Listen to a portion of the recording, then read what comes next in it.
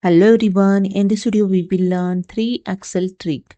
So let's start. So here you can see I have a Excel data. So in this total price column have some decimal amount. So I want to remove this decimal amount. Simply select the column and go to the home tab. In numbers group have a decrease decimal option. Simply click on it and here you see your decimal is decreased. Okay.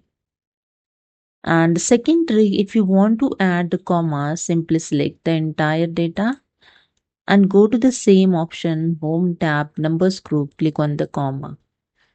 And here you can see this comma is added. If you want to again decrease this decimal numbers, click on the decrease decimal and here you see your amount in comma. Okay. And third, if you want to convert this amount in dollar sign, simply select the data, go to the same option, home tab, numbers group, click on the drop down arrow and here you can see different dollar sign is available.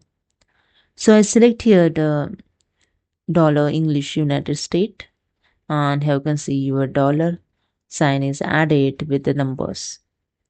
Again, if you want to decrease the decimal, click on the decrease decimal option and that's it. Hope you understood. If you like this video, please subscribe. Thank you so much.